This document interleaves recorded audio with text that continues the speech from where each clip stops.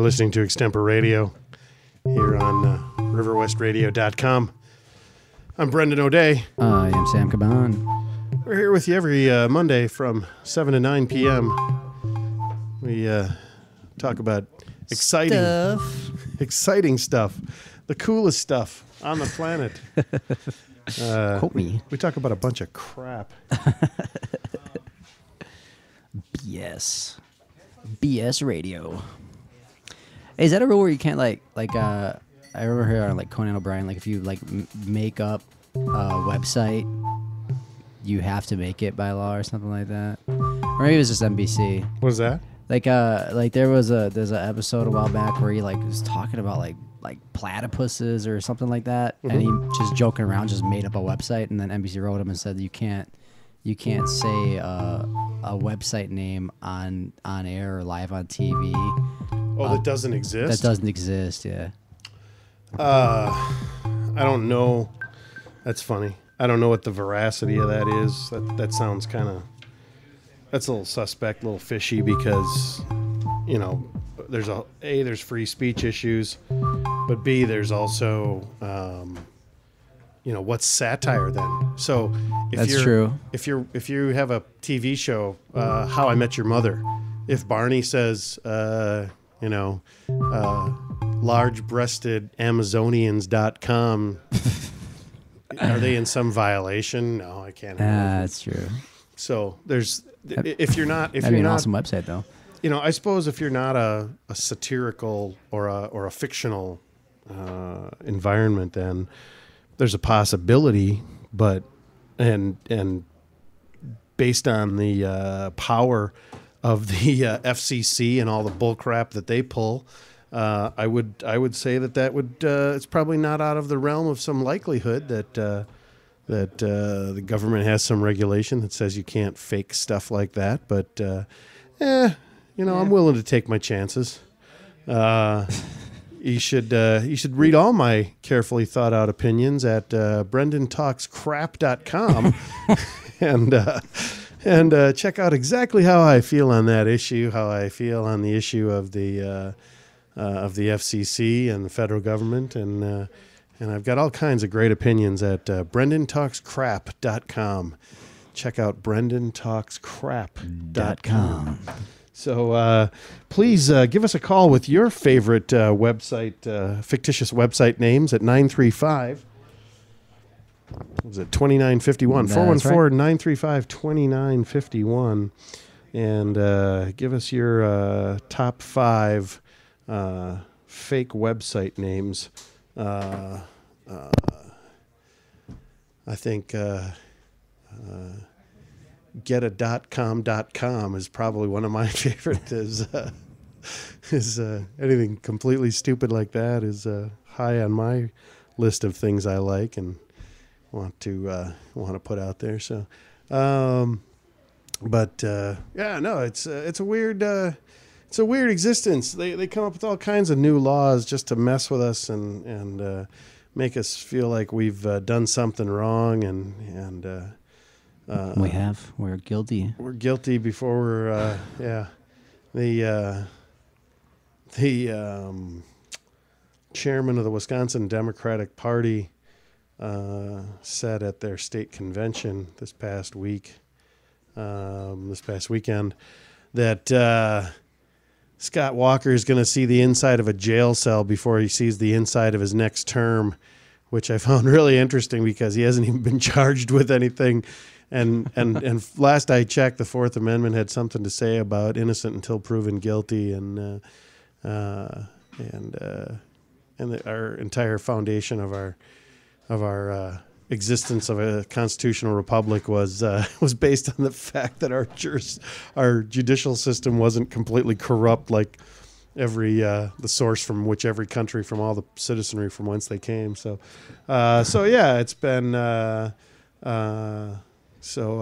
holy cow. It's crazy. So is that your phone? Yeah, that's awesome. Me, my bad. Okay, no, it's fine. I was looking at mine. It's Monday, something like the 11th of June already. Summer is a 7th over already. Dude, don't even tell me that. Sun was still there was still a warm glow in the sky at about 9:15 last night. This is summer, people. This is the heart of it. Longest day of the year will be coming up here in about 9-10 days, and if you're not out there enjoying this ridiculous summer-like weather, this is like late July weather we're having right now.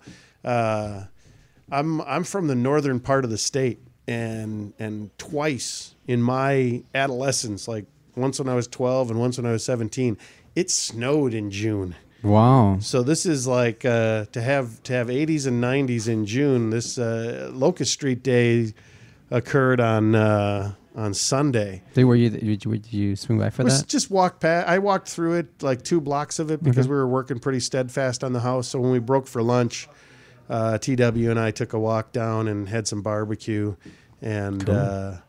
And it was packed, and it was late in the day, and it was packed. It was so funny. A friend of ours, a friend of the comedy scene, one of the poets here in Milwaukee, Mario the poet, put a post up, and this is, white guy puts this post up and he gets in trouble. Mario puts this post up and he's speaking truth. He said, Locust Street Days, what Juneteenth Day could be. Because the black community celebrates Juneteenth. And I used to know what Juneteenth meant, and I apologize up front. I can't remember the origins of it off the top of my head right now, but it's one of these things where it's just a festival day kind of a thing. It celebrates a historical marker in time, and there's usually some shootings and certainly some gang violence associated with it. And I'm surprised it hasn't gone, because what went away? River Splash went away first, right? Yeah. Before Locust Street Days, and wasn't there trouble with Locust Street days before that? They've not had really big problems. Okay. The one that seems to be the most successful here in River West on a one-day type festival thing in summer, it happens right out here, right on Center Street, and that is Rocker Box come August. I think this year it's August 4th or August 6th. But you've got to come check out Rocker Box to come see the 1,300 to 1,500 various stages of tune motorcycles, from complete rat dogs to complete frame up custom builds, to some of the most radical, customized, high end. There was a BMW K100 RT touring bike last year that had a sidecar that had the nose portion of a BMW M3 in the nose of the sidecar. Oh, it was unbelievable. And the painting, the paintwork was all, coachwork paint, and just completely beautiful stuff. Full leather interior in the sidecar, enclosed sidecar, fully enclosed. And so you just see some amazingly radical stuff. I saw obviously you get a bunch of V8 motorcycles literally with a Chevy V8 engine on them, and a full-size competition drag tire on the rear. Just massive bikes, and they don't seem to have a lot of problems with Rocker Box, because I think a lot of people are terrified of the participants, and they pretty much stay in check. And there's beefy dudes. Yeah, there's some Harley guys, and not a lot of Harley guys, but there's a lot of hardcore cafe guys that are just a little on the rougher side. Hardcore cafe guys. What's this genre of people? Cafe racers. Oh, what's that? Basically, it's where you take pre-80s 750cc and lower motorcycle. What they used to do, it started back in the 40s and 50s, is guys would take these motorcycles, they'd strip off all the extra weight, take the fenders off, take the side panels off, anything excess that could come out and take off. They'd strip it all off. They'd tighten down the front forks. They'd chop out sections of the springs and get the back ends to squat down so there wasn't as much play. Wow. They'd get rid of the tall handlebars and just put a straight bar in, get rid of the mirrors, anything extra weight. Sometimes they take lights off of them and everything. And to get these things down to the lowest possible weight and the best possible handling that they could come up with. And so there's guys that'll take a 350cc motorcycle that can crank out 125 miles an hour just because they're so stripped down and so streamlined, and they put the round nose fairings on the front, and just it's totally cool. So you see all that stuff here. Awesome. Where there's some that are authentic originals, and then there's ones where guys are taking 1972. The bike I sold back in January, I had a 79 Honda CB750K.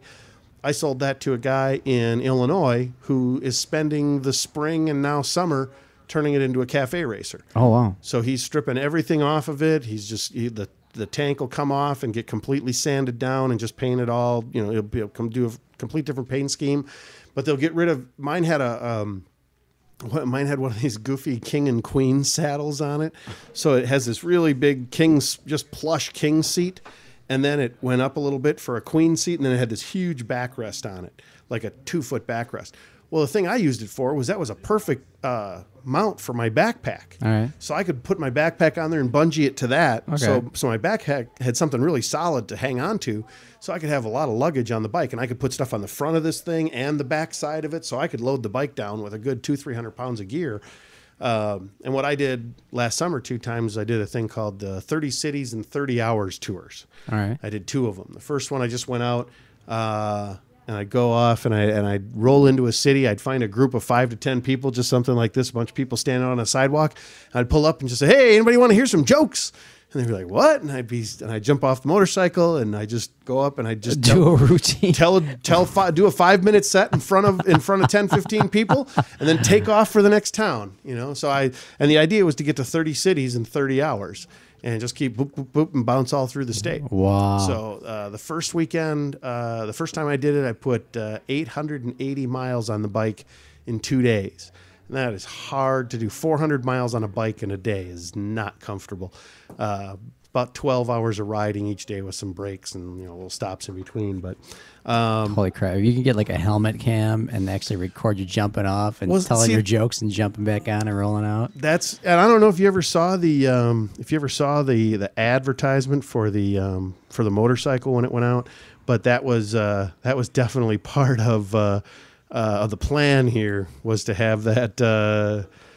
So ultimately, what we did was we bought the cameras to do just that. And then I, of course, went ahead and sold the motorcycle. So now I gotta get a new. Shoot, I have no idea where this is. But it's it's just having a bike like that's a cool thing, and getting out there. How did I get onto this? I don't know. Oh my God, it's still cool. Yeah. Well, we were talking about Rocker Box. Oh, Rocker Box.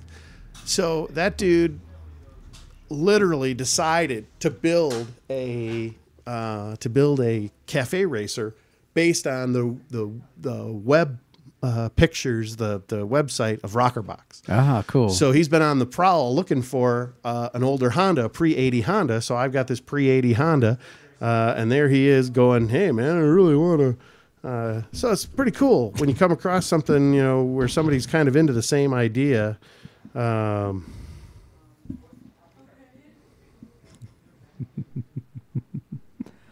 Wow. Goodbye. So we're the previous show is heading out in their Kia Soul. They're all ready to head on looking out. smooth. And, it's too bad we don't have this. You almost got a chance to see him on the video if the camera would have been aimed a little bit better. It's pretty much shooting nothing right now. Oh, cool. That is awesome. Yeah, there you go. There's Sam's hand. Like a little. That is awesome. You gonna do the dog? Yeah, why not? Sure. Not the whole show. What the hell? Anyway, so be able, it's I'm not going to say it's a craze, because fewer than 2% of the population has a motorcycle license. Barely 1% of the adult population has a motorcycle. So it's not like we've got, it's not like there's tons of, it's not like there's just tons of people out there just waiting to get on a motorcycle. But we just try to provide a nice. It's a great event, and it comes off without a lot of violence. I understand the one I understand this one went pretty well. This Locust Street Days went pretty well. It wasn't there wasn't a lot of violence or anything like that. Good. So that's a good thing. I When's gotta Brady believe Street Days coming up. When's that? Brady Street Days. Yeah, I have no idea. I like that show. Or I like that festival. That's fun. Yeah, that's usually a pretty decent thing, right? Yeah, go ride the camel at Casablanca. That's right. There's a camel at Casablanca. Hey, they give you a little hat and everything in the vest. That is hilarious. Yeah, I remember seeing a picture of somebody doing that. That is that's kind of ridiculous. Hey, I got some on my Facebook of me with a little hat. Do you really? Yeah, it's appropriate. Skin tone and everything. It looks good. I'm waiting for that. That's a pretty good time. Every time I go out there, it's a good time. There's got like modeling shows and DJs and good live music and a lot of cool stuff for sale. And this is a fun one. I like that one. It's one of my favorite ones. Sure. And it's one where you can just like wander around. Because it's just the stretch of that street, right? From Farwell. Yeah, down to Holton or whatever that turns into on the other side. Not Jackson, but something like that. But it does run down to the Comedy Cafe and nobody Goes. Yeah. The club that nobody goes to. Suck it. Well, a friend of mine, Jason Evans. Yeah. Went. I shouldn't be probably telling this tale, but no, he just he had a killer set there. He did just great, and I was just a little disappointed with their advice to him. Oh, just go see Damon about doing the open mic. The guy should be hosting there, if nothing else, if not doing full on guest spots constantly. But they've always had kind of a weird dynamic there that they let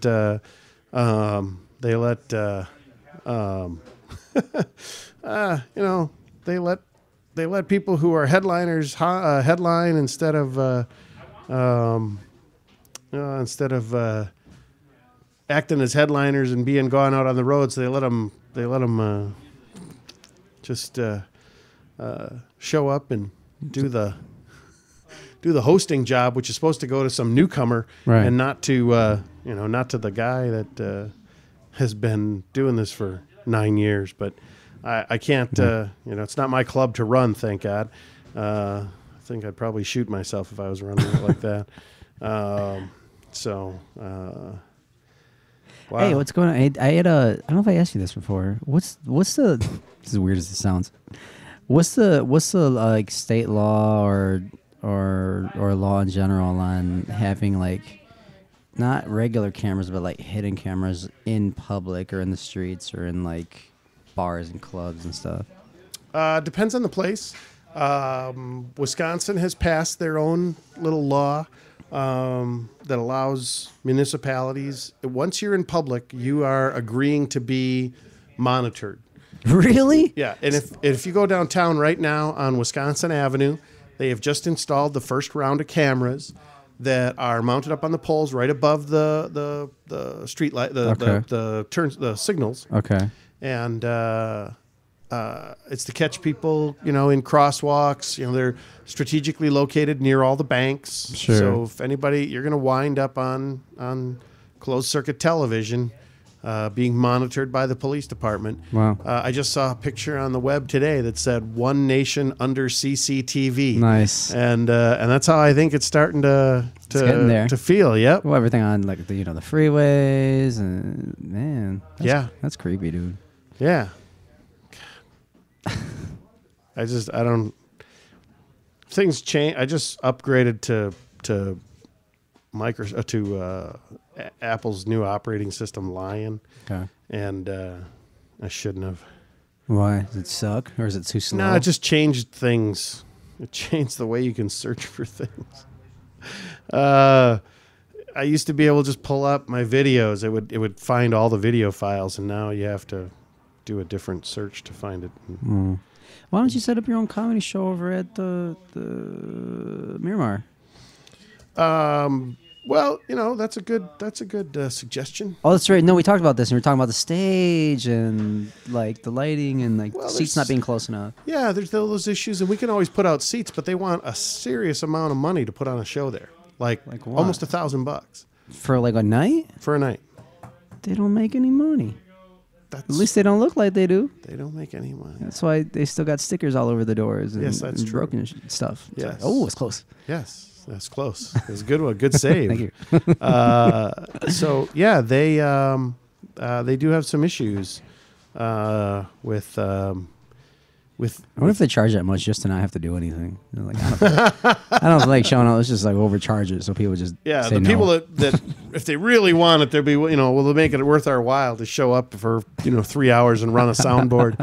But yeah, a friend of ours rented the theater this past January for a show there, and it was $900, and that included the soundboard and a person on the board, and that was it. Wow. So That's not a hot yeah. deal. No, and that means basically you have to seat at least 100 people to break even. And so, if you could pull 200, great, but Right. that's a hard thing to do in a theater that much like the studio here today. We're sitting here in about 84 degrees studio temperature. It's a nice warm studio here at River West Film and Sauna. Video. The concept of an air conditioner is not part of the program here, Ain't which is in the okay. funding. Which is okay. Yeah, exactly. That's a big expense. I totally get it. But I'm literally got water running down the side of my head, and Maybe she's like, see if I'm gonna hit a garage sale and just get a big box fan or something. Just something.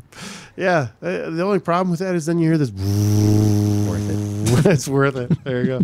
So they, but so it's it's just that circumstance of this is what we do. This is what we're left Not with. too bad.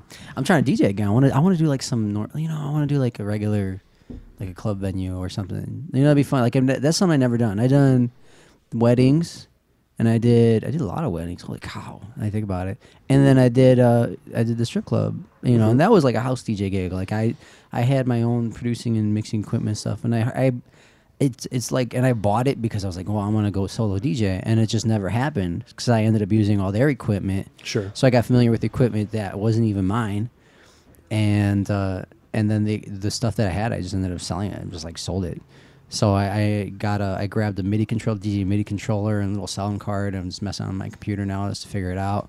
Okay. And in the meantime, man, it'd be cool to just find like some gigs to play like in a club or something goofy like that, where I get to just like pick a genre and party it out for a few hours. Yeah, it's I'm not against anybody making money the way they can make money. The unfortunate reality is we lose jobs every now and again to people who hire a DJ because it basically just plays in the background. And so if the bar patrons want to sit there and talk, they can sit there and talk. If they want to pay attention and listen to the music, they can pay attention and listen to the music. Right. And that's just one of those weird things that it's like, hey, you could have done a comedy show for the same or less money. And yeah, but so it's a I like I say, if you can get it, get it. Yeah. And it's I tell you, that's a universe, man. Yeah. To get into.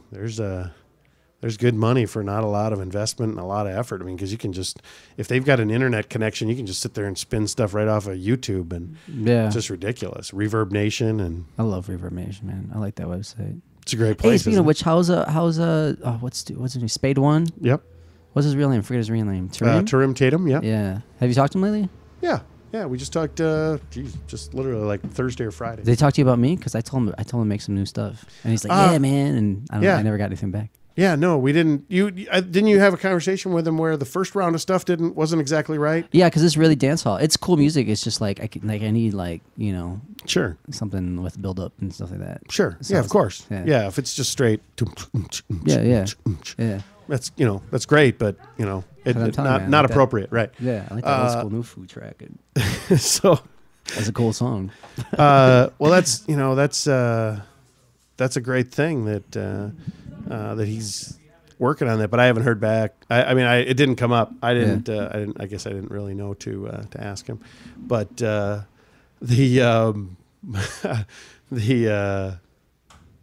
there is Sunday the 17th.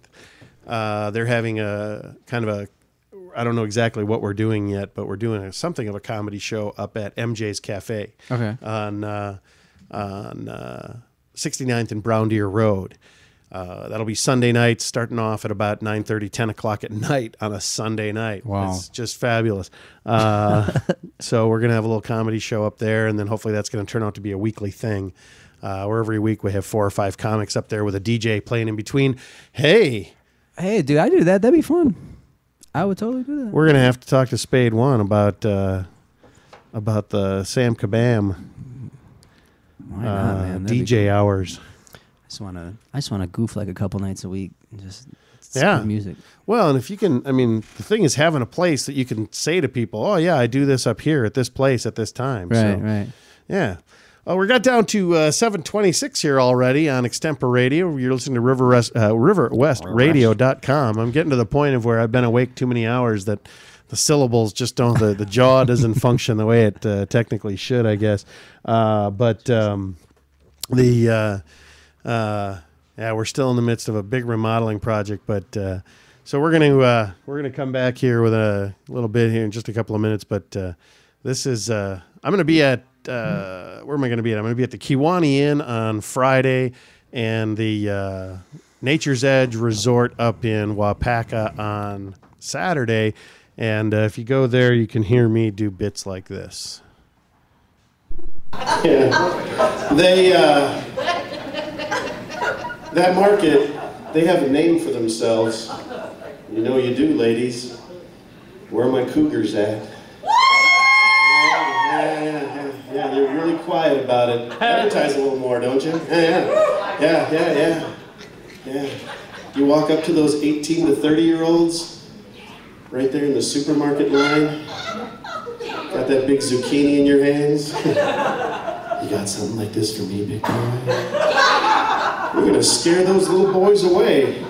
And I know what you're thinking. I know you're like, hey, I want to get me some of that. Yeah, all right. I gotta be a little serious about this. I realize that you think that 6-pack abs and being able to fire off like 3 times in a night, you think that's romance?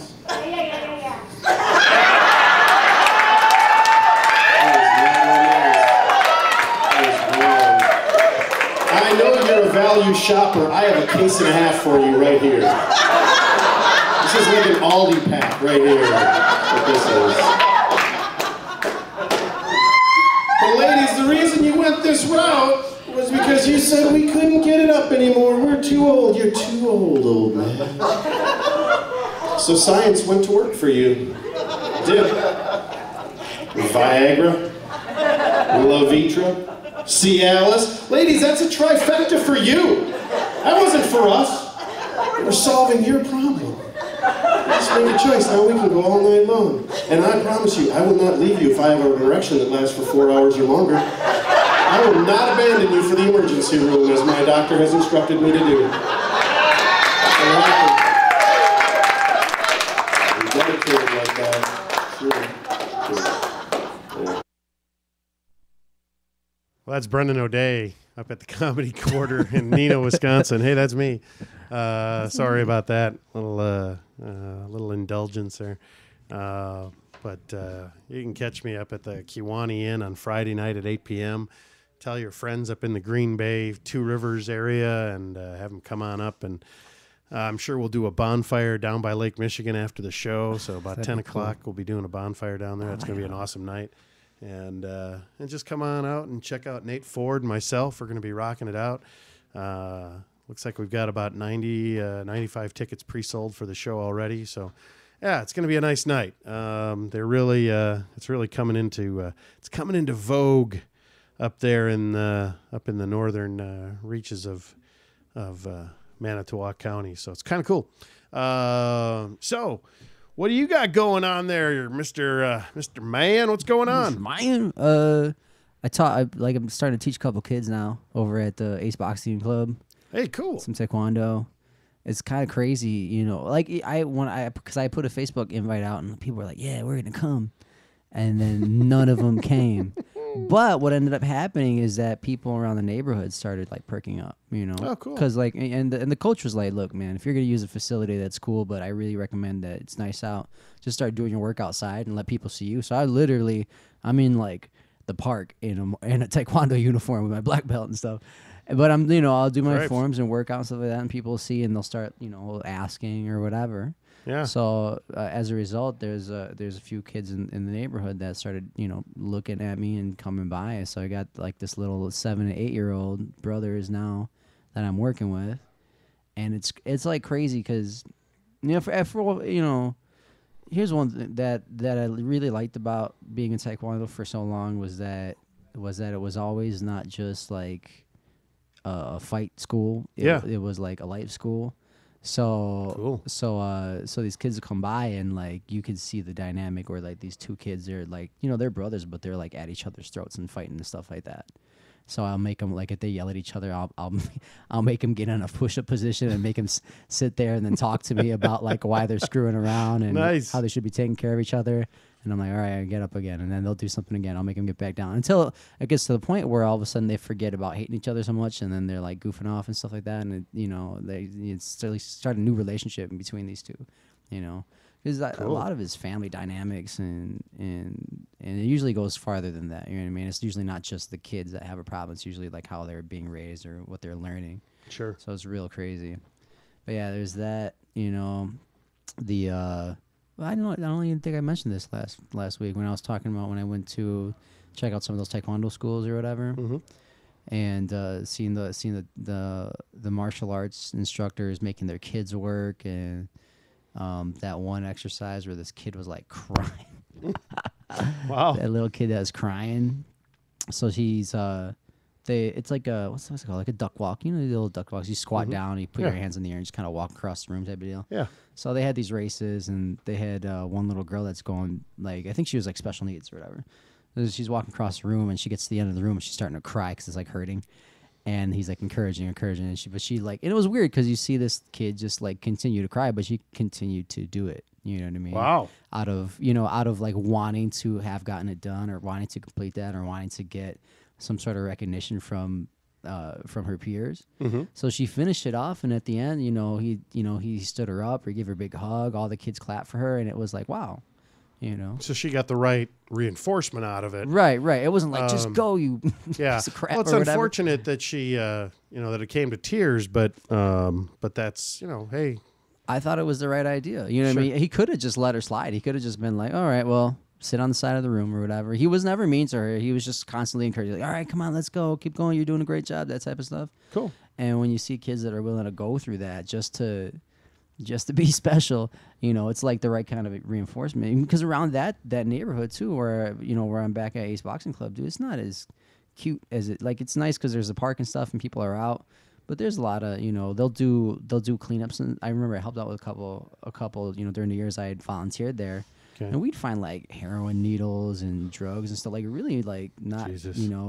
besides the beer bottles or whatever you'd find on the ground, Right. So Isn't that weird that you're kind of existing in that world where it's like, wow, yeah, this is not how I had it when I grew up, but that's a reality of what the world is like right now. yeah, man, That's tough. There are groups of people that are just screwed. Yeah. And like Right. and like when I talk about these kids, it's like they don't know they're being screwed. They just think that's how life is. Right. Yeah, that's their norm. Yeah. That's not good. That is not good. No, but yeah, that's been pretty. I mean, for as far as the working out martial arts goes, that's that. I told you about Top Line Fitness. They've been destroying me, and I've been poking at them now because they're like, maybe we'll do some, like, really trying, right? They're like, maybe we'll do some martial arts CrossFit type thing. I was like, I want that. So I've been poking at them, like, come on. There you go. So maybe we'll see if something like that happens because those guys are awesome. But it's so cool to talk to you. It was like back to back to back people that have just a ridiculous work ethic, and they don't take negativity at all. Like, if you get bummed, and they deal with it some different ways. Some of them you get negative and they'll be like, no, you can't do that. Or some people get negative and in response they'll just say something positive, but they never take it. You know what I mean? Sure. They never allow it to come into the world, and they're real, like, not just not just no. It's not about that. They're really aggressive about it, like it's a poison. They have managed to maintain their identity and have built what they've built based on that belief, and to be able to maintain that on a daily basis, that's a difficult thing, and you can't let crap like that enter into your acceptance, because that's what it comes down to. It's what you're accepting your reality to be, right? And if they let that creep in, it's done. It's all over. Yeah. It's all over. And that's what I'm kind of blown away by people who can maintain that disposition so concretely. Yeah. And hey, good for them, and good for not taking the crap and letting the negativity trickle in and just kind of mess with their protocols and what they want to have happen.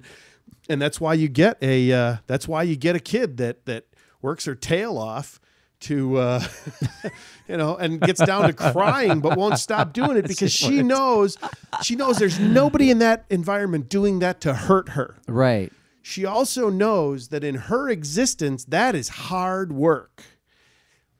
And it may be met with tears now, but the payoff will be worth it. Yeah. And that's kind of a cool thing. Which is crazy to see, like 6, 7, 8-year-olds get it. You know what I mean? Isn't that crazy? Yeah. It is crazy. You know? So you go talk to a 25-year-old or a 30-year-old who just can't figure it out. They didn't do this for me. Yeah. But hey, let me introduce you to this. I want to introduce you to this person who's really got their head on straight. I think you'd benefit from meeting them. And you go to a playground somewhere and there's like a single kid swinging on a swing, comes sliding down a slide, and Kimberly, I'd like you to meet Sarah here. Sarah does a 4-hour workout at the Taekwondo studio 2 days a week, and she augments that with a 1-hour run every day, and she's 9. Benches 300. Yeah. So, that's just a reality that a lot of people just don't they don't understand how powerful that can be. And it's hard to keep up, but man, if you can do that, and if it's a way of life, which is what it has to become. Yeah, it is. Your life just stays square and moves ahead, man. Feels good though. Sure does. I like kicking it with those people. What else? So I did a like a relay in a duathlon yesterday. Wow. I came. Oh, dude, man, that was a crazy day, because I had to be out there at like 7:45. Because I basically gave him my info over the phone, because they wanted me to register or something like that on Saturday. I'm like, no, I'll be on Madison. So I got up 6 a.m., threw all my crap together, shot out, got in the Cudahy area about 7:30, 7:45 or so. Dressed, ready to go. Signed up signed whatever I had to sign. Put one of those bibs or stickers or whatever on my chest.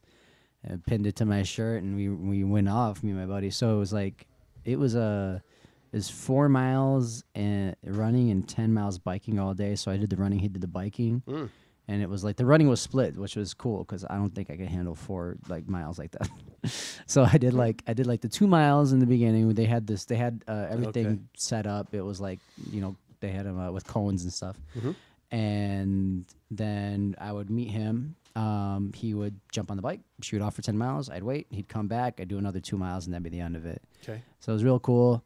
They were like really cool, like just these athletes there, man. You could just see the way they were walking through. They were stacked. They were, really fit, and it was like these kind of sports were their life. It seemed like, and but I was done. My calves hurt right now. Holy cow! And it was cool though. But that was on Sunday or Saturday? Yes, Sunday morning. Sunday morning. Yeah, so Sunday morning. So I did that run that morning. We got our little T-shirt and our like feel good medals and stuff. You're gonna be like, hey, you did it. I'm like, hey, cool. So I took my feel good medal, and and then after that, I shot home for an hour. After that, and went out to Brown Deer, because they had a martial arts testing they wanted me to be at for leadership. So I was there pretty much all day. We were out of there probably like 8:30, 9 o'clock. Wow. Teaching, well, not teaching, but testing a bunch of kids. So I sat on the panel and just marked stuff down or whatever. I didn't really have to do much activity, which is nice, because I was pretty wasted after that. And then we shot out to that Mongolian grill on Bayshore. Yeah. First time I got to go, that was pretty good. I still like Genghis Khan better. That place is way awesome. Really? Yeah, boy. Okay. That's so you didn't think that 4 miles was in your wheelhouse? Not in one shot. It was cool because I got a break in between. I could do 3 miles, but 4 miles, man. And they have these within the park. Part of the trail that they marked out was there's like this long kind of winding hill, and it's nice to go down. But once you hit the bottom, you got to turn around and start pushing back up to the top. Man, my legs started giving out. Yeah, serious road running is that's got a serious effort. Yeah, but I was able to make it. Like, if I make the hill once I made the hill, then I started walking because I was tired. So I'd walk for a few steps. And I'm like, okay, I can come back again. But yeah, most of the people they were really serious, and it was about 300 people all together, and I came out 140 something out of 300. So that was kind of cool. Sure, first little event I ever done like that before. Like I've never done any races or anything.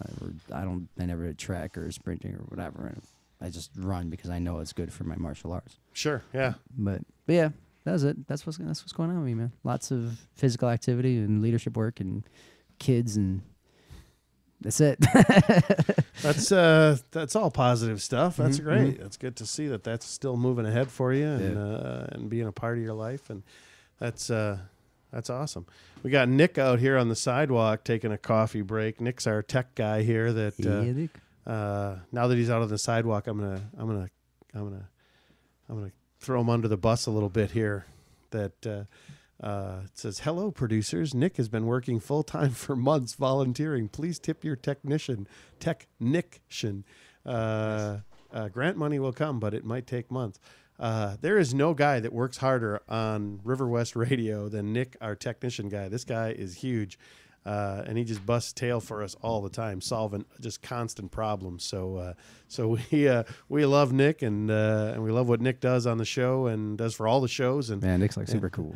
And so all you radio show producers, please, if you can, find a way to kick in some dollars to throw towards Nick, and we're gonna maybe have a Nick pledge drive here. Yeah, that'd be awesome. We're going to have a Nickathon, and that's what we're going to have is the Nickathon. That's good. I'm just taking a note on that one because I think we want to do that.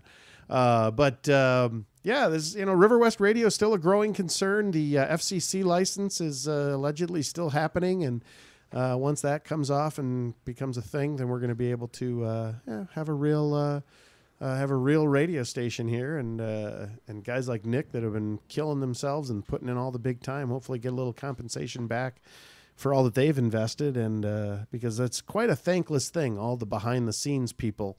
What those guys do to make this happen is a ton of work. We try to come up with ideas to talk to you about, but those guys are the ones responsible for getting it out on the air, and really appreciate what they do and all the hard work that goes into what they do. So, so we've got it's 7:43 here on Extemporadio on a lovely summer night here in River West. Locust Street Days happened on Sunday. That was a crazy good time. Nobody was apparently killed, and but my thrill this morning was when I came out my front door. There was a guy sleeping on my porch. Wow. Had his guitar all tucked in with him, and he's in his sleeping bag, and he was just sleeping away there right on the porch. And so Eric and I talked for a minute, and I said, man, I don't know if my porch is necessarily the best place to sleep, but he'd been at Locust Street Days all day long, and he was tired and drunk last night, and he knows somebody that lives downstairs below me, and so they had knocked on the door, and nobody answered the door, so he decided to just sleep out on the porch. Figured he'd talk to his friends in the morning. That's a unique attitude to assume, and that's River West, man. And the weather was certainly tolerant of that circumstance last night, and. So people make decisions and do things. So I walked around the block to my garage. I opened my garage, and there was another guy sleeping inside my garage. Which is mind-boggling to me that people just choose to sleep in your garage because the door is unlocked. he ended up Jason ended up sleeping in my garage, and he had his sleeping bag too, and it's a weird. It's just more weirdness, more specialness, more uniqueness that is life in River West. It's the way that goes. So yeah, that's just the way that goes. People will sleep in your garage and on your porch if you're not careful. So I technically, because the guy knew somebody that lived there, I can't really call that one technically a break-in. It was just kind of I know that they don't use the other half of the garage, so I think I'll just sleep there. And, maybe nobody, but they didn't know that I'm, leaving at 6:45 in the morning to get over to the house for working on that thing. And so these boys didn't figure they were going to be waking up that early. And to you, yeah. Yeah. That doesn't happen anywhere else. It's never happened to me. Should have brought them into work. Yeah. Oh, so, oh. So that was just, that was my weirdness. It's my River West moment of Zen. You have to be very, I didn't know. Here's the weird thing. I actually invited the first guy with the guitar to the open mic tomorrow night, which technically I won't even be at. And so I said, hey, man, if you want to play some songs and get a CD recording, it'll only be $2. You ought to come by. And okay, man. I don't think he really knew how to respond to that. I'm not gonna do that. Wasn't even ready for how that was gonna go down. He's waiting for me to say, "Get off my porch, you hippie," and that never came. So he didn't really know how to respond to that whole circumstance. It was kind of fun, but so so you got. Milwaukee in a quandary post election. Do you think things are calming down here in the? Oh man, you brought up the wrong topic. Oh really? Yep.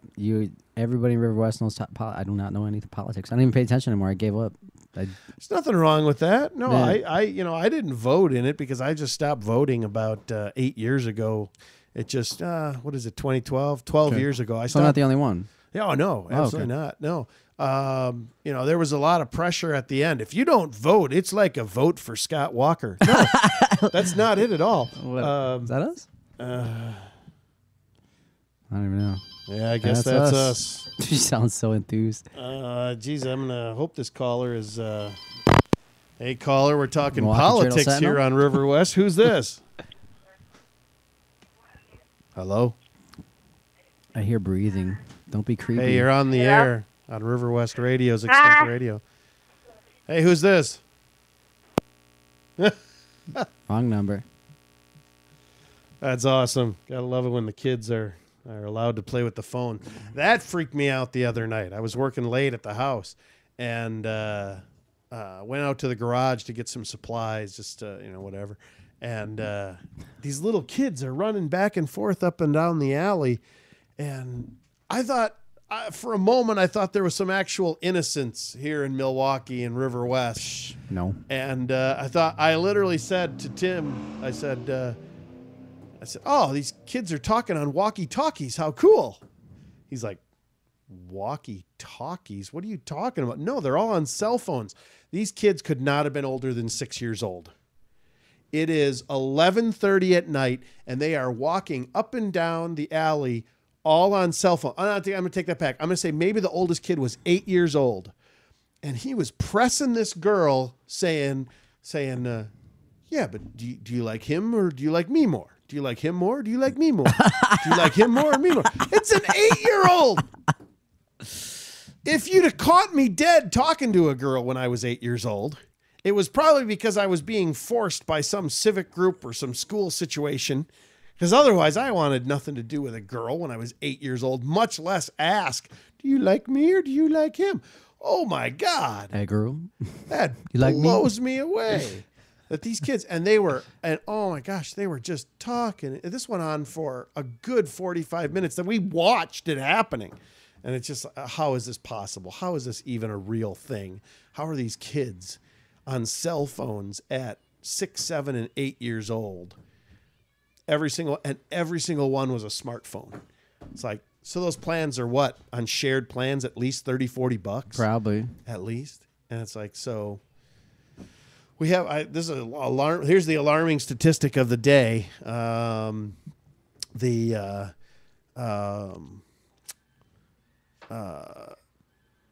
27%, no, 87% of the people under 30 years old who identify as living below the poverty level, 87% of them have a smartphone.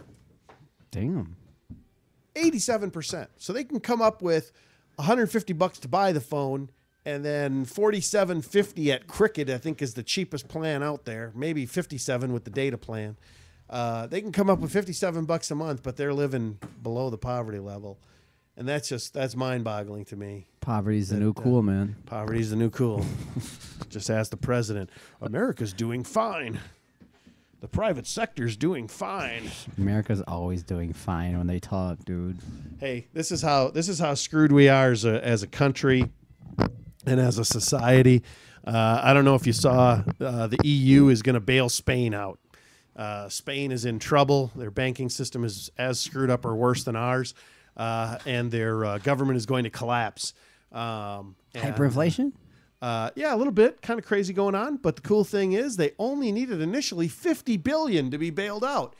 But then they quickly realized that that will not fix everything. We need $125 billion to keep ourselves on track. So Spain is coming back online to the tune of 125 billion US dollars, so about 70 billion euros. And the funny thing is, the problem in Spain is largely the civil union, the government unions, the civil employee unions. The problem with this is that since they had some labor unrest in the 40s and 50s, the unions got really just huge. They just forced a certain political standpoint to get jammed into the legislature, and so they passed everything that was quote unquote pro worker. And basically what it is if you have a job for 2 years, you can never be fired. Whoa, really? So this is why companies won't hire young workers, because they know that they're on the hook. And it's to the point of so let's say the company goes bankrupt. You're still responsible, like you'd be responsible for your kids. You're still responsible for all of what your employees are worth over the duration of their lifespan. So the only way out of it is if they go get another job. But why would you go get another job if your employer is on the hook to pay you, even while the company's going away? Yeah, you could just be a bum. So when you set up a circumstance like that, you're going to reap what you sow, and what that's led to is just a complete collapse of the Spanish government system, and now it's crumbling in. So Spain, France, Germany, large part England, all has that same type of complete cradle to grave type system that cares for you, and we're just seeing each one of these countries just drop like flies. So we may be the last one standing just by virtue of dragging our heels a little bit on getting massive benefit programs and expanding the benefit programs. We're already at a 1-to-1 ratio, benefits to pay, in our civil employee union situations. We're one of the only countries that, or that's one of the only industries that's like that. So anyhow, that's the kind of weird variety of programming you get here on Extemporadio. We get a quick EU discussion about collapsing the Spanish collapsing government and collapse of their economic system. But I finally heard a good argument for the immigration issue. Go. America has always had one of the most lax immigration policies and enforcement practices of any country in the world. You see it every time a news story comes on about somebody crossing the border into, they accidentally cross the border into Afghanistan, and 3 months later they've been already tried by a tribunal of religious leaders, and now they're going to spend 20 years in hard labor for accidentally crossing the border into a country that is sometimes friendly, but not usually that friendly with us. And you compare that to our policy on immigration that, oh, you made it here? Well, we've got this school system that we need to get you enrolled in. And I have a sister-in-law whose job, she makes $48,000 a year. It's a state of Wisconsin job. Her job is to find illegal aliens. So you're like, oh, wow, she's an alien hunter. This is so cool. No, her job is to find them and then explain to them the benefits that are available to them and help them sign up for them. Wow. That's her job, is to find people who are in the country illegally and help them get government benefits. And for that, the state of Wisconsin pays her $48,000 a year, and she gets a full benefit package and a full she's got full pension and everything. Don't we have people trying to get them out? So we got people trying to keep them in and people trying to get them out in the same country at the same time? We have people trying to make them as comfortable as possible while the other people are hunting for them to kick them out. But we have extraordinarily lax policy on kicking people out. Dude. It certainly is. So, but here's the one thing that finally got me to kind of, I don't know if I've moderated my view, but it's certainly a thing to think about. All right. And that is this. If you compare the illegal aliens crossing the border and coming into this country illegally, mostly from Mexico, sure, certainly political people from Cuba, coming over on makeshift boats as they try to escape a communist regime, which I think is there's nothing more American than that, is trying to escape a tyrannical political system. Think about how we started. People leaving England, right, trying to escape a king to come here and start a new life in a new world so they could practice religion freely. Very similar. Cuba basically outlawed religion. Fidel Castro basically outlawed religion. So people who wanted to be Catholics couldn't even practice in public. They had to get out if they hadn't already been incarcerated for their religious beliefs. So you got people coming from Mexico. You got people coming from Cuba. You have people who come from Eastern Europe through Canada into the United States. They come in on a tourist visa and then they stay for 10 years. That doesn't happen in any other country except America. Every other place, if your visa is expired, I was in Germany and I was getting dangerously close to my visa getting to the end, right? Because I was going to be there for an extended period of time, so I knew I at least had to get a tourist visa. Normally, if you stay less than 90 days, that you don't need one. So it was longer than the 90, and I got a call at the tennis club that I played tennis at the restaurant bar that we hung out at, and at my friend's house that we were staying at. Whoa. Now, how did they know I was at the tennis club and at the bar to leave a call for me saying, you are aware that your visa is getting ready to expire? Spies. That's exactly what it is. I never gave them an itinerary. I never said that I'd be playing tennis on these days. So there's people reporting and checking in to find out where you are. This was in the 80s. And it's mind-boggling to think that they knew that, keeping tabs on me so that if I got close to that expiration date, they were going to come and yank my butt out of their country. And that's Germany. That's an ally. It's a free country. What a crappy job. Would you like to have that job? You have to watch people and kick them out. You have to be the weird. You have to be the party pooper. That's your job. I don't know. If they gave me a BMW, I'd probably do it. I wouldn't have any problem following anybody. Just put me in the right vehicle and I'll be happy as hell. So, but here's the thing, like I say, that turned me on this whole thing was that, okay, you want us to aggressively enforce the lax immigration policy that we already have, but if you want us to contain the borders, all you rich, white, conservative type people, because you don't want all these brown people in here, stop shipping American jobs overseas. You want me to say nobody can come in, but then you take now Briggs and Stratton out in Wauwatosa. Beautiful company. I know the communications director out there, good guy. But they had to make an economic decision is what they said. We have to make an economic decision. And that economic decision was we got to start building engines in China. So they have 2 plants now functioning and operating in China. Yeah, that's not a really economic. It's a business decision, but maybe their own personal economics or whatever. But Certainly is. It's shareholder value. Yep. It's things like that. But the reason it's that way is that in the early 19 teens, we basically eliminated tariffs on goods made in other countries and sold here, right, and instituted instead an income tax program that was never legitimately ratified by 2/3 of the states. The Congress that was in place at the time fudged the numbers so that they could say we do have an amendment to the Constitution saying, yes, we do need a federal income tax. And really that was just being pushed by the banking industry so that they could have the reduction in cost on the money that was internationally flowing in and out of the country, because they could see how big the engine that was driving America was going to become. So they knew they needed to get control of the money supply, and they didn't want to have to be paying taxes in the form of tariffs on things they were bringing in from outside the country. Right. They would rather have the taxes paid by the citizenry of the United States who was buying the products that they were bringing in. So it's really heinous, really an awful thing.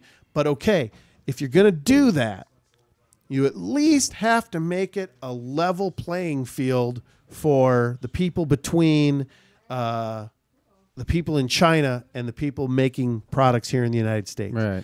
And if that means you have to, so if you want to go get a lawnmower for $190 and it's made right out here in Wauwatosa, Wisconsin, then the lawnmower coming in from China has to be $190. Now, maybe they want to sell it for $124, Right. but that sucker's going to have a $66 import tariff on it, so that the company in Milwaukee, Wisconsin can keep paying their workers a living wage. They can have raises at regular intervals. They can provide health care. All the things that the Chinese people don't have, which is what makes the thing available for $124. You got to make it even footing.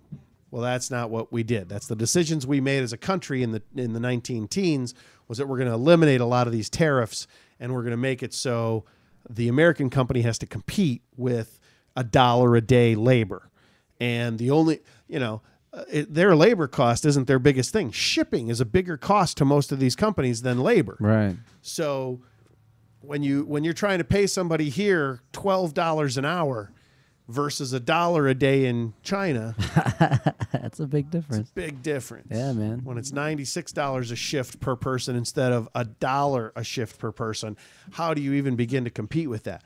So You can't, man. You just can't. you can't. So with that in mind, with that connection, that okay, we're hammering these illegal aliens, and we're erecting fences, and we're putting in electronic sensing devices in the ground so we know when they're coming through, and we're putting up motion sensor searchlights, and they're literally talking these new drone things that are going out.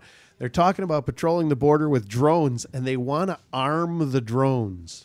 What? So that they can remotely, as they're hovering a drone with those little reciprocating motors that they can steer these things with, they want to have them armed so that they could literally do remote law enforcement with people crossing the border illegally. Well, please tell me, how much does an armed drone cost? And how much does it cost to staff that armed drone 24 hours a day, 3 shifts a day, with a government employee that gets a full benefit package? Or maybe it's a Halliburton employee that, we overpay for that.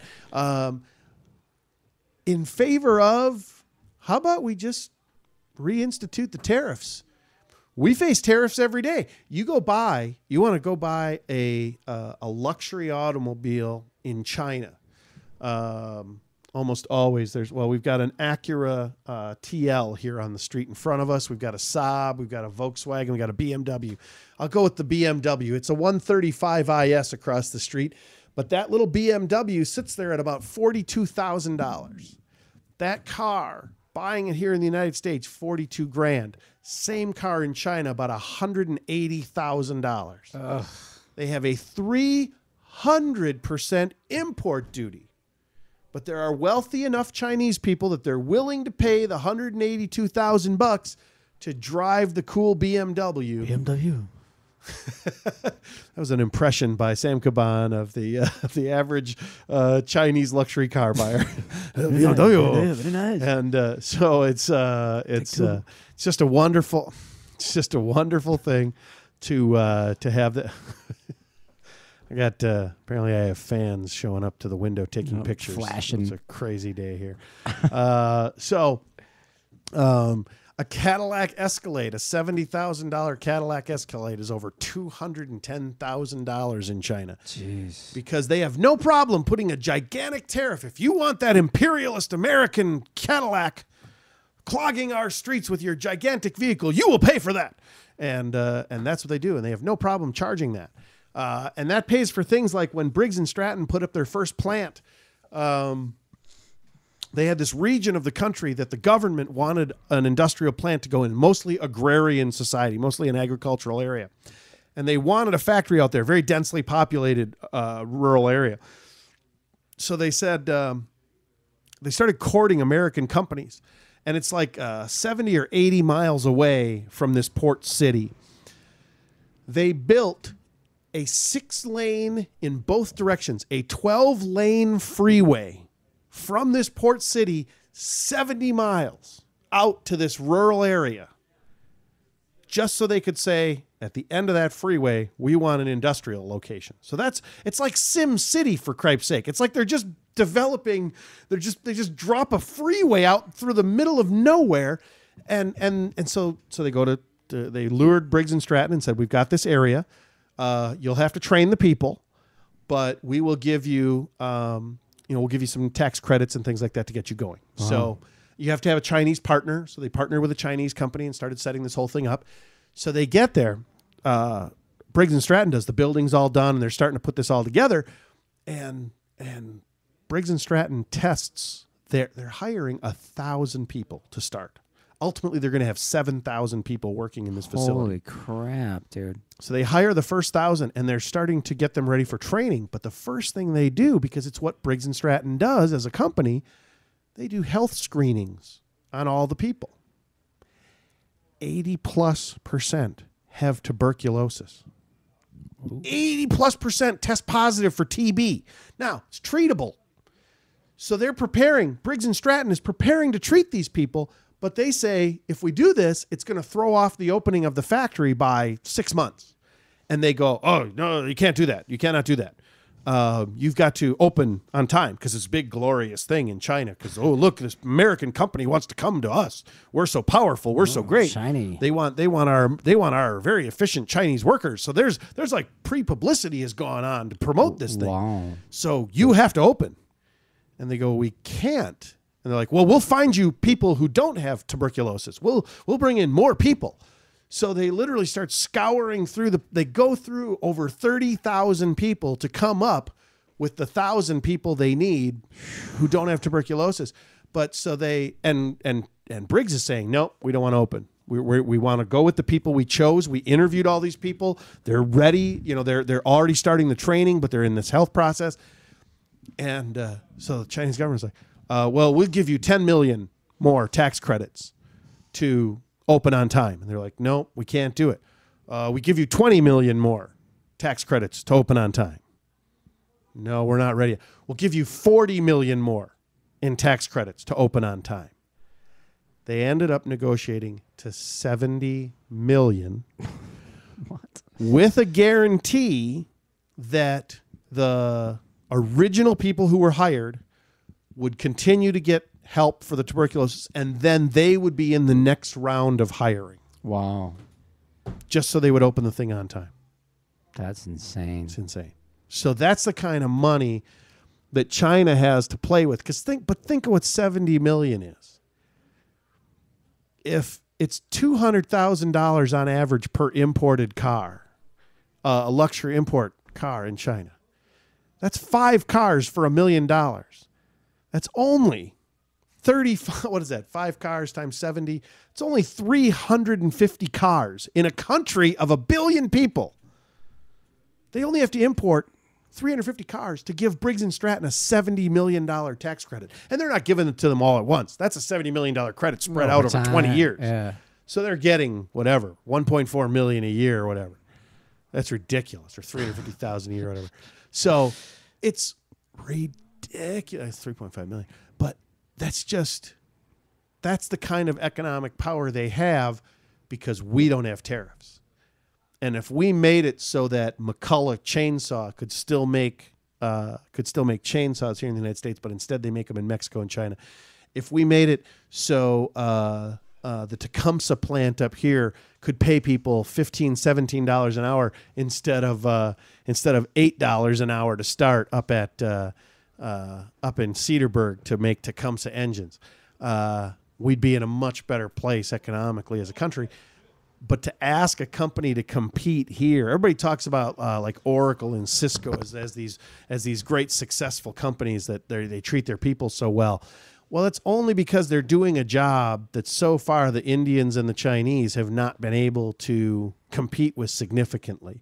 As soon as India ramps up their education system enough, they're going to start competing with companies like Cisco and Oracle, and they're going to gut them in terms of their ability to compete. And then you'll see if they still offer free daycare and free dry cleaning and health programs on their campuses, and that'll all end. That will all come to an end. So that's just the way that goes. So that's life. Oh, this is really crazy. I know I played something. Oh no, I guess that was on my computer before.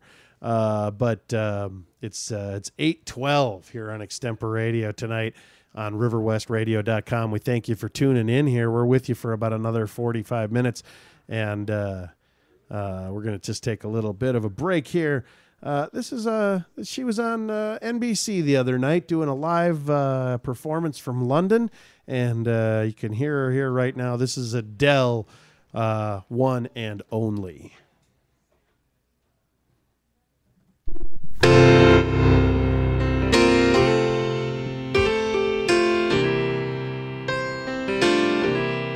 You've been on my mind. I grow fonder every day, losing myself in time. Just thinking of your face, God only knows why it's taken me so long to let my doubts go. You're the only one that I want. I don't know why I'm scared. I've been here before. Every feeling, every word, I've imagined it all. You never know if you never try to forgive your past and simply be mine. I dare you to let me be your one and only. Promise I'm worthy to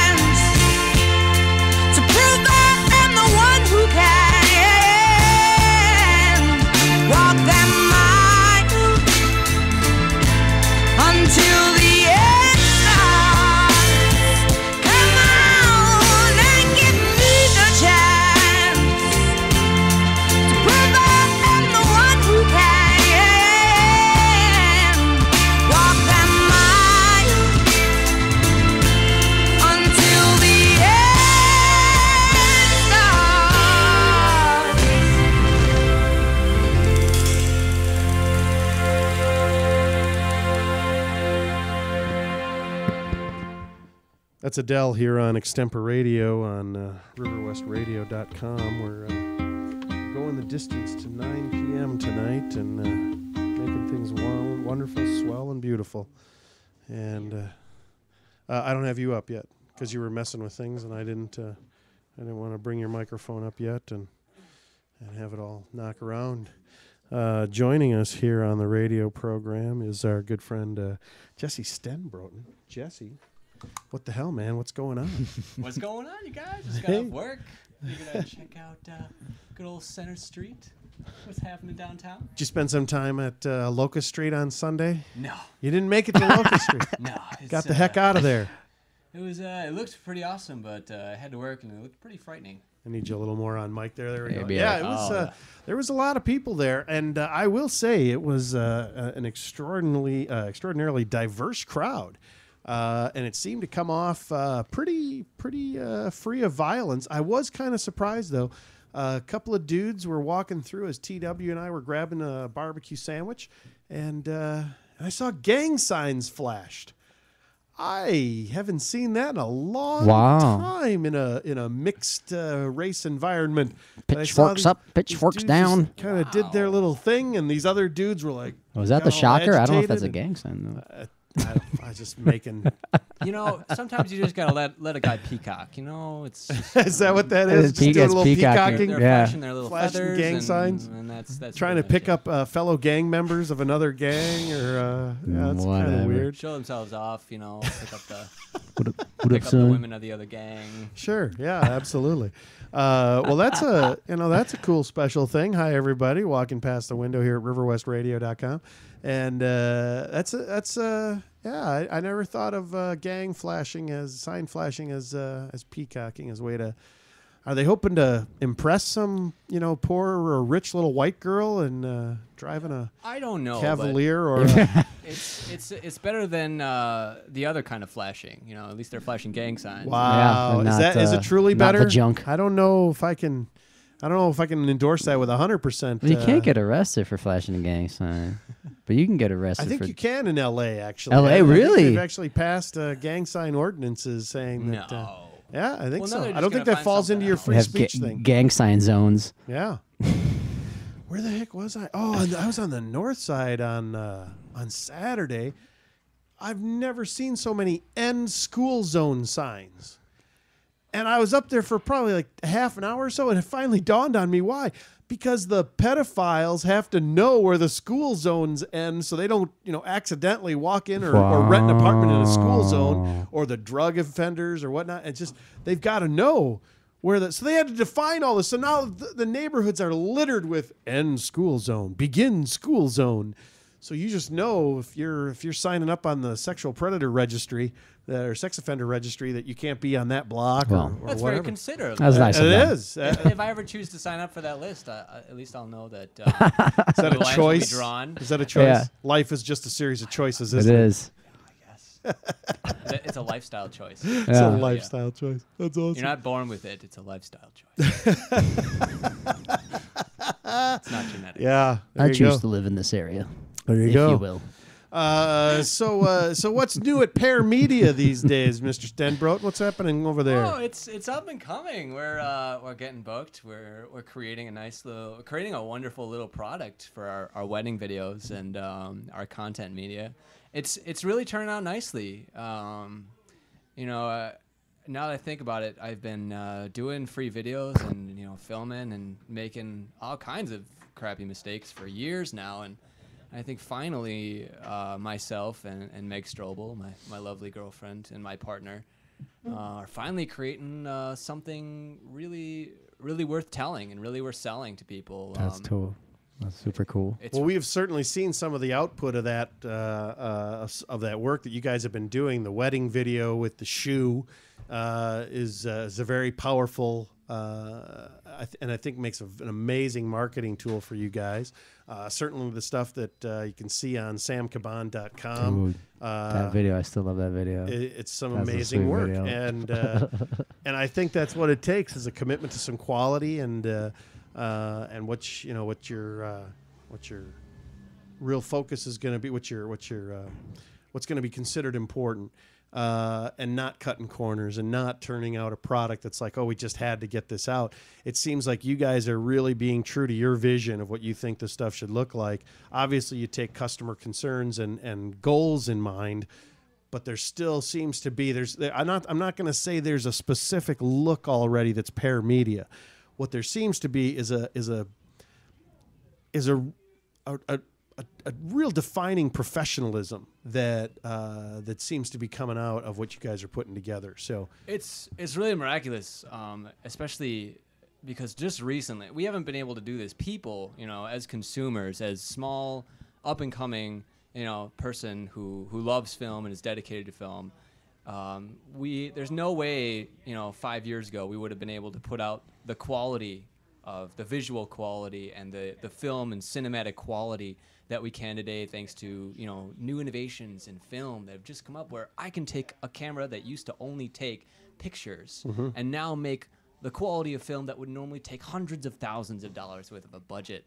it's outstanding, isn't it? That alone has really helped us. And also, I'm really proud of the fact that we're able to do. There's lots of people out, even in the River West area, who can do film and have studied film. But I think it's really cool that someone like us can just jump in and work our asses off and just do film for a living and make a living off of what we love to do. I think that's what's amazed me the most. That's like super cool. Is that we can do that for ourselves. Well, I think we've certainly become a more visually aided society. We're producing this show on Ustream.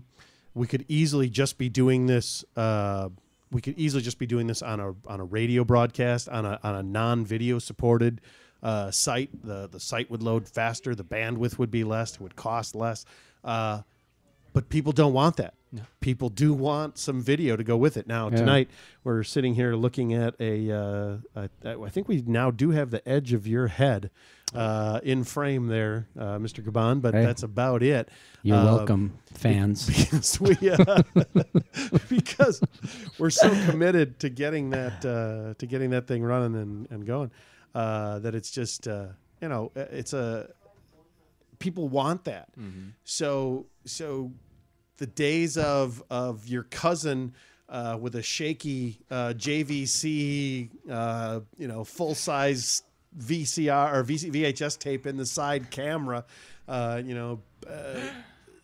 saying, "Hey, put that down." So your whole wedding has the soundtrack of him yelling at his two kids, as you two exchange nuptials, and nobody can hear anything that's going on. There's no editing, there's no backtracking, nothing's mic'd. Those days are long gone. Oh, Brendan O'Day, don't make no mistake, those people are still around. Those are our biggest competition. Well, the demand is long gone. If that's your biggest competition, settle you guys for are that. good. People will definitely settle for that because they didn't bother to find out, what it takes to make a video like you guys made. I mean, I know you spent some time shooting it, but I gotta believe it's tenfold in the editing booth putting that kind of thing together. And I know you guys are good and getting better on Final Cut. Are you using Final Cut or Adobe Premiere Pro? Definitely Premiere. Pro. We're using Premiere. We at first I tried Final Cut. It was fine. It's a fine program, and they've definitely made an update to it. But Premiere Pro has so much more capabilities. Holy cow! Crazy.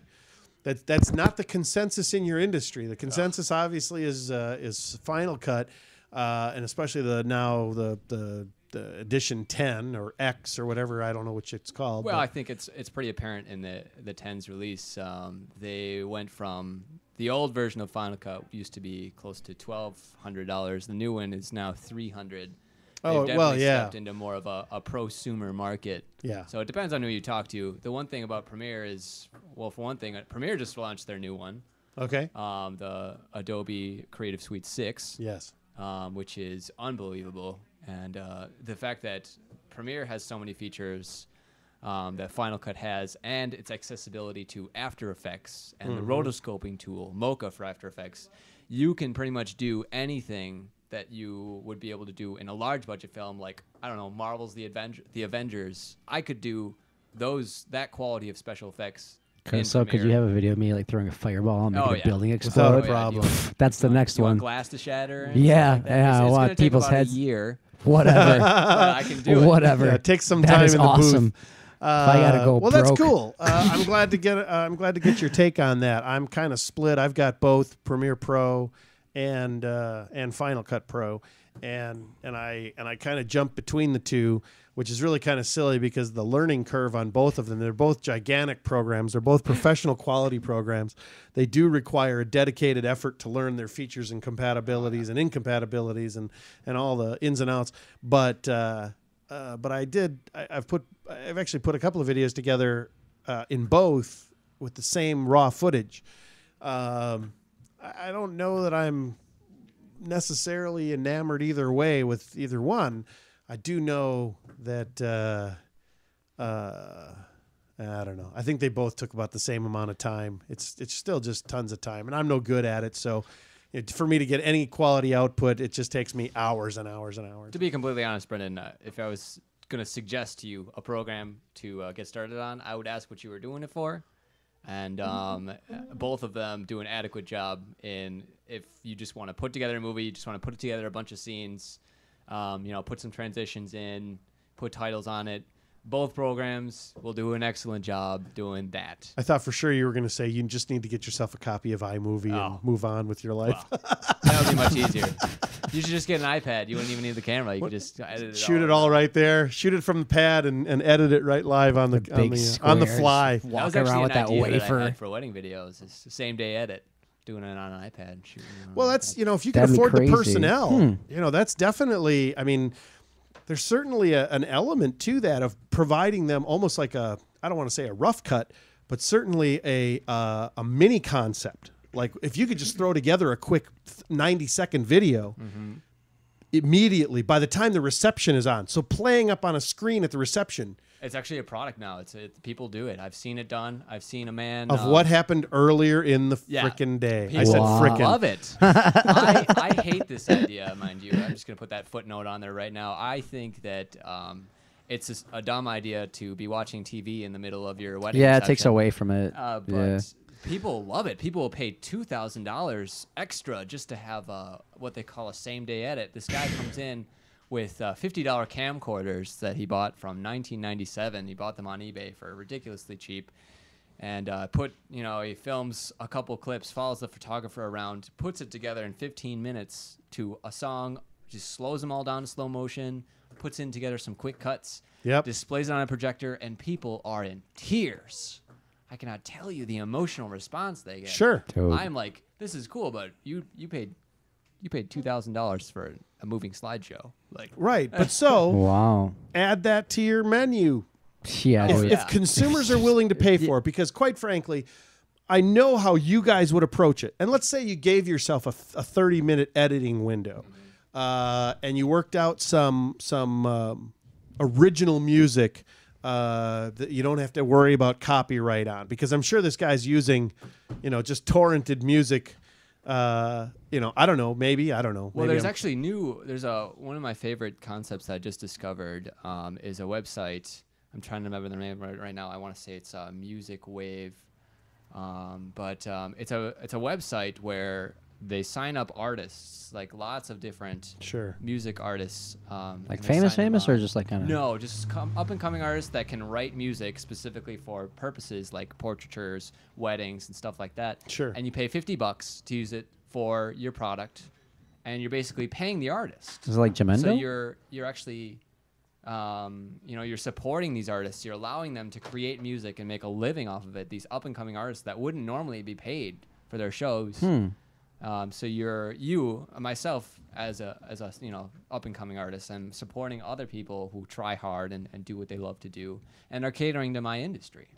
It's quite a Nice. phenomenal idea. What was it called again? Oh, I want to say it's musicwave.com, something like that. Oh, that's worth writing down, man.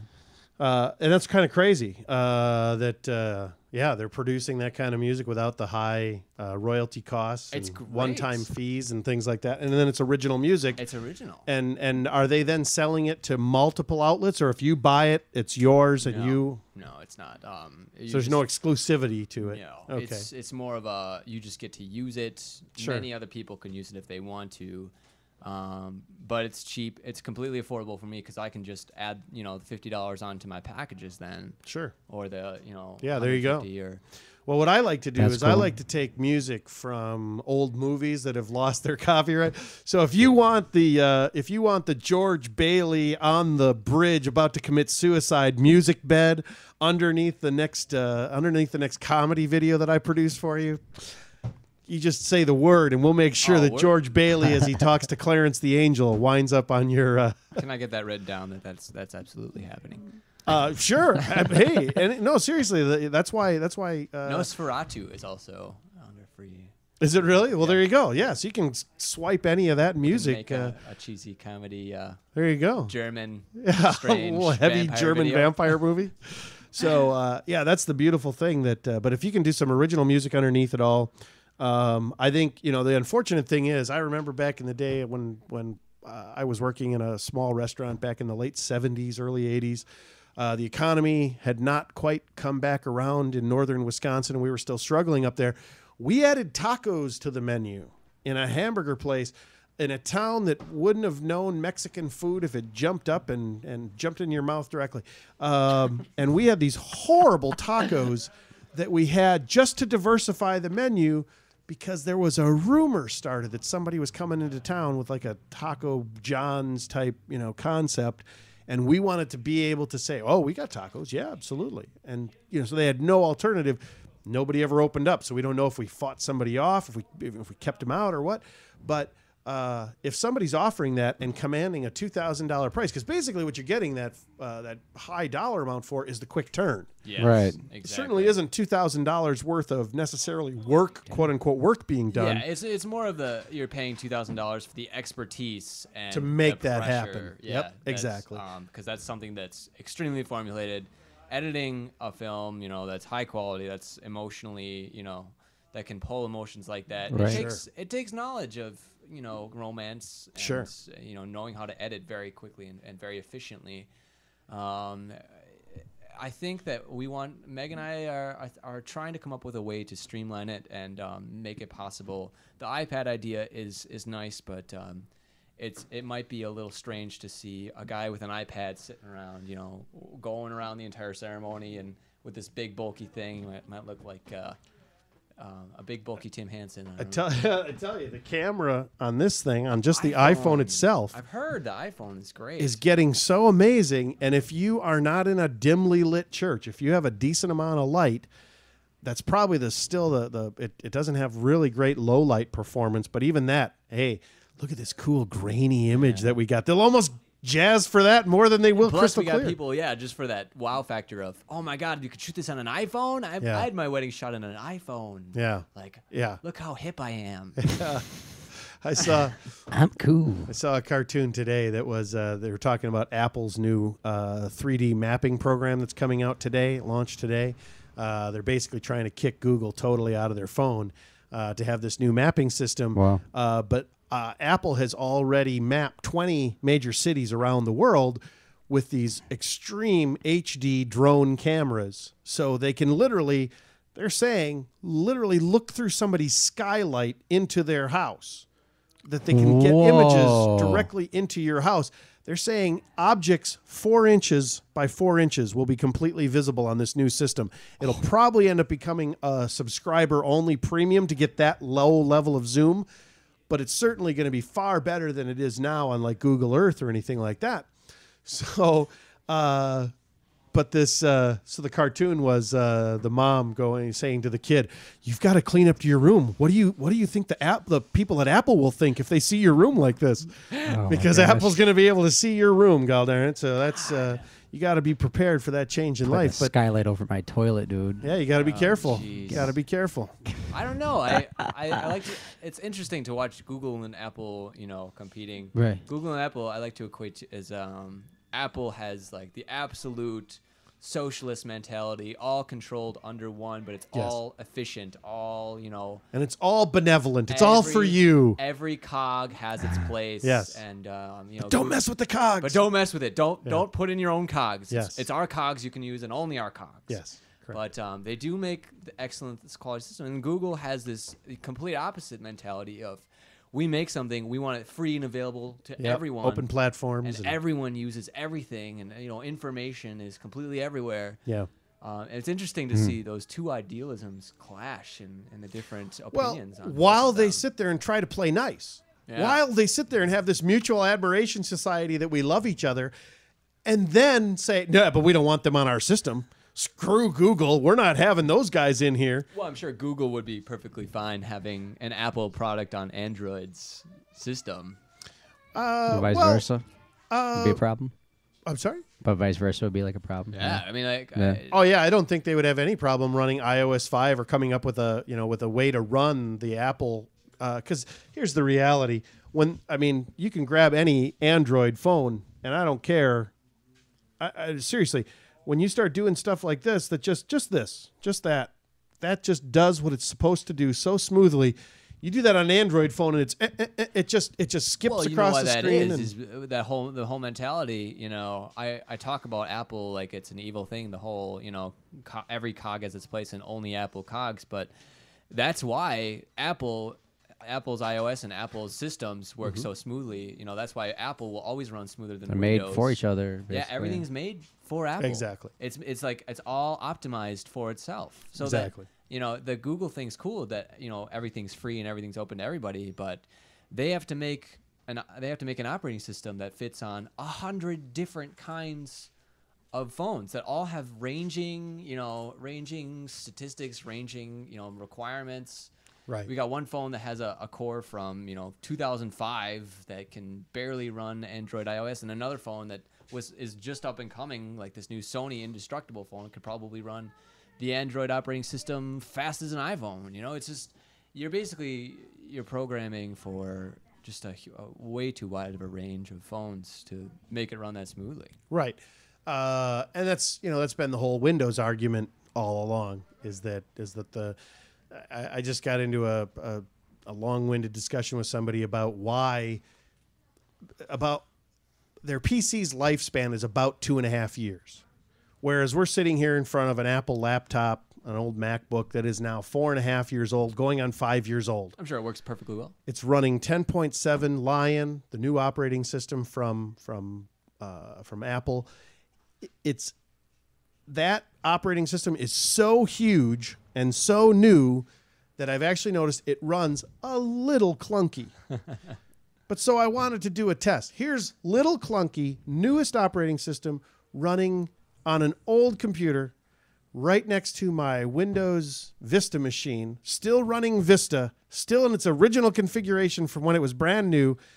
Everything is off it. Hard drive is completely emptied. Startup files, literally 2 things in the startup file. It takes no less than 1 minute and 8 seconds for that Windows Vista machine to become live. This thing, even with the gigantic system on an old defunct operating or a set of hardware, maybe 25 seconds, and it's up and running. Now, when it was 10.6 and it was Snow Leopard, that was up and running in about 12 seconds. Totally functional, and wouldn't shut it off for days at a time. You leave that PC running for 6 hours, and it's like, wait a minute, I just clicked the mouse. How come nothing's... And then the thing moves on the screen. And it just slows down so horribly. And it's just... That's the difference that you're... Well, I mean, one suggestion I would have for you is Windows 7 might actually be faster. I think that was one of the things that the differences between Vista and 7, they were able to get 7 up so quickly is because it was basically Vista streamlined. It's not necessarily a new operating system. They took Vista and simplified it. You know how much they want for an upgrade to Windows 7? $100. $269. An upgrade? An upgrade. Wow. For Windows 7 upgrade, because I'm not a student, I'm not a teacher. Can I talk about torrenting on this? Sure, go ahead. No, we don't endorse torrenting, and I'm actually one of those hardcore. That is one of my. I don't appreciate the swiping of creative effort in the form of torrents and in the form of illegal downloads, because it just I'm old. It's from being in bands from the time I was 14 years old, and working our tails off for 7 years so that we could get paid as a band and go out and make money doing original songs. And for someone to just be able to just take, and you say, well, but then you got fans and they'll buy other stuff. No, they never buy the stuff. They're not gonna, well, you know, they'll come to the bar and buy drinks, but nobody's paying us. No, to be no, there. But that's the thing is, they're not. You shouldn't. You know, as a band, you have to innovate to the times. I feel like just in any industry, you should innovate to the times. That's why I think this music wave is so important. That's why I think a lot of artists actually don't even make money from album sales anymore, which is why. Correct. It's mostly touring It's and having touring. to tour and sell tickets. And they never made money off of the album sales anyways. Well, The record companies. That's I not mean, true. A lot of money. That's not true. You could actually, and if nothing else, you could get a lot of studio time and a lot of studio deals out of getting record contracts. But more importantly is, if all this is just fine, then apply it to everything you consume in your life. That like you can get everything for free. Why not? We've That's talked what I've been about this. talking about. Sam Caban That thinks is what this I've is a been talking workable about. solution, and this might work, and I don't so, think too. it will. I think so too. It's just not. Food. But why not a Shelter. lawnmower? Say it, dude. Just whatever you're about to say. Say it. Well, I mean, like a lawn. Okay, let's take a lawnmower. Sure. A lawnmower you can get for free. You can get a lawnmower for free. All you need is to look up a book or look it up on the internet how to build a lawnmower. Now, most people. Where do you get the motor for free?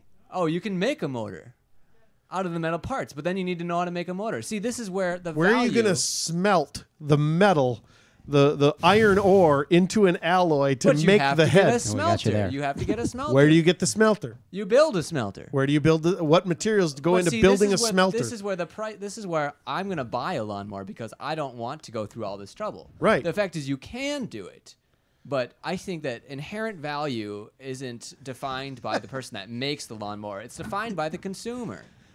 Sure. You know, value shouldn't be defined by. This is where a lot of my problem with the. So current- because my music is easily accessible and easily stolen, It- you the should value- steal it. No, the value's nothing.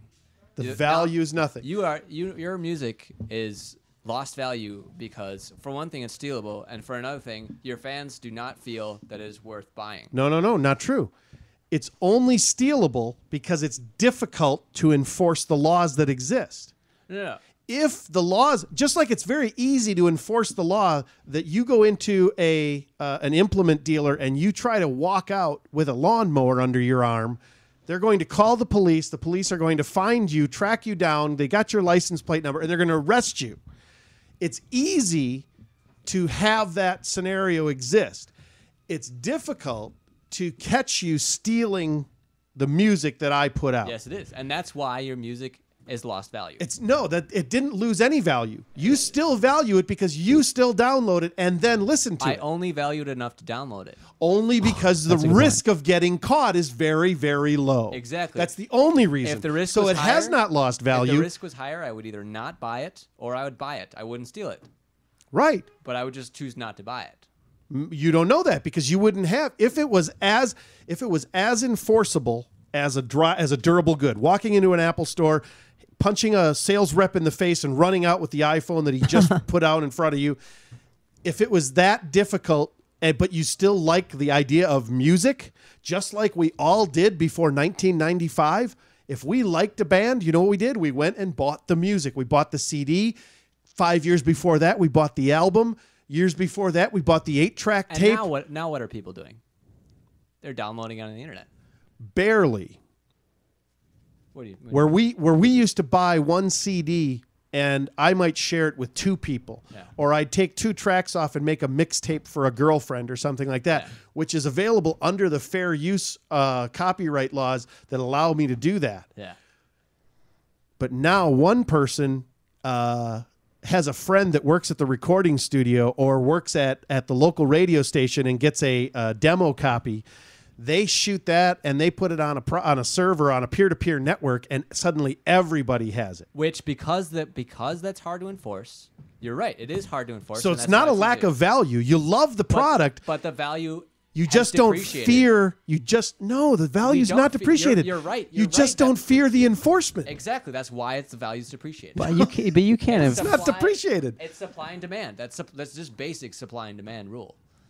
No, it's really not. Value. It's really not. It's actual theft of copyrighted material, and the only reason it goes on is because the enforcement effort would have to be so massive and costly Yes. that you run into a little bit of an area of does the punishment appropriately fit the crime? I would hold that it does from the standpoint of if it does, if you have to hire computer experts to track the pathway of the torrent or of the peer-to-peer network sharing that went on to swipe that music, and that expert cost $50,000 to make that happen. That's why the ruling in Minnesota, where it came down as $78,000 per song that they had downloaded, because that was the actual enforcement cost to track that down. Brendan, everything that you're saying is true, but here's what I know as a consumer of music and as someone who uses music. You're not a consumer. You're a thief of music. Well, no, A consumer I of music would buy music. I do buy music, actually. Okay. I How do. much do you buy? Out of all the songs on your iTunes, how many were purchased versus downloaded from some I other would source? say that just like the songs that 5%? I've received in the past year, Yeah. 95% I bought. Okay, that's in the last year. What conversion did you make? What, because now you're an artist who people can steal from at a very limited. That's not why. I just don't value music enough to go out and search for it. I would rather just listen to the radio and listen to new songs. I personally am not but now Now that's an emotion I can get behind. Just recently, because of this, the fact that I use music in a product that I have, it's made me realize that musicians can still make money, even if their music is getting stolen by the consumer. Because now the value of the actual song, of people listening to the song, Sure. is nothing. But the value, so now people just have to innovate. If musicians just have to find new ways to make money.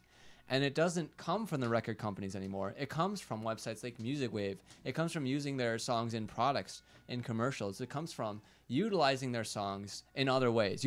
Every industry has had to change because of the internet. The internet has changed without a doubt. the entire world. And businesses have gone under, industries have collapsed, and new industries have come up. Before, the entire advertising world was controlled by ad firms. You couldn't get something well-known without being in with the ad firms. The ad firms practically controlled the media world. All of a sudden, the internet comes up. Google, a bunch of teenagers who are in college get together and make Google, and now they control the world's information. The entire world has just changed, and people unfortunately just have to innovate. They have to find new ways of making revenue. Without a doubt. That's all true. But the unfortunate reality is in about 1999, the technology that brought about things like Napster happened at a rate that the enforcement of copyright law and copyright protections couldn't keep up. And we had literally this kind of it's as close as we've ever had to a true paradigm shift in such an infinitesimally short amount of time that we went from everything existing. That was bizarre. We went from everything existing in one format to everything not existing in under 6 months.